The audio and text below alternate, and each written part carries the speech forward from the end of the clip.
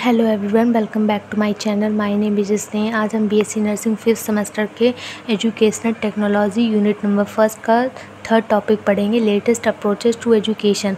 पहले तो हम अप्रोचेस के बारे में जानते हैं। इसका मतलब क्या होता है? इसका मतलब होता है एक तरीका या मेथड जिसके थ्रू टीचिंग या लर्निंग होती है। ठीक है, अब हम जानेंगे लेटेस्ट अप्रोचेस का मतलब क्या होता है। इसका मतलब होता है नया तरीका या न्यू मॉडर्न, जहाँ स्टूडेंट को सिर्फ इन्फॉर्मेशन देना ही एम नहीं होता है, बल्कि उनकी skill, critical thinking, behaviour, attitude और पर्सनालिटी को डेवलप करना भी एक गोल होता है। ठीक है, इसमें हमारा फर्स्ट आएगा ट्रांसफॉर्मेशनल एजुकेशन।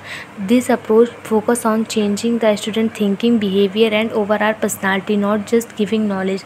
इसका मतलब ये होता है कि स्टूडेंट के सोचने का तरीका, वैल्यूज़, बिलीव्स और ओवरऑल पर्सनालिटी को चेंज करना।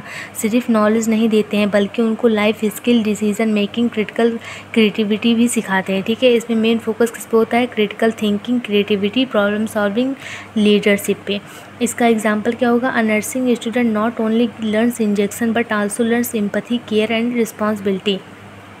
अगर एक स्टूडेंट नर्सिंग पढ़ रहा है तो उसको सिर्फ पेशेंट को इंजेक्शन लगाना ही नहीं, बल्कि पेशेंट के इमोशन को समझना, सोसाइटी के हेल्थ को इम्प्रूव करना भी सीखता है। ठीक है, अब हमारा सेकंड है relationship based education. Education based on good relationship between teacher and student.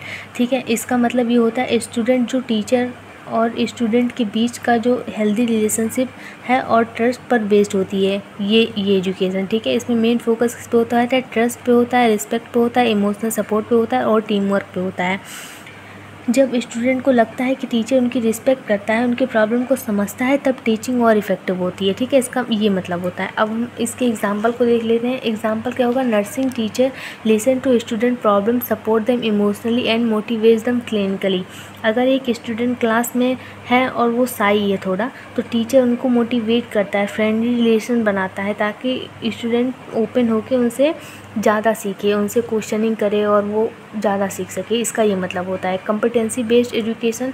Education that check a student if a student can really do work skill, not just remember theory.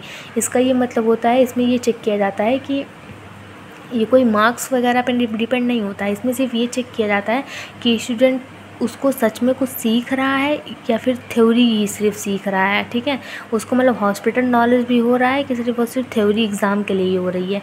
तो इसमें मेन फोकस किस पे होता है? Knowledge, skill and correct performance.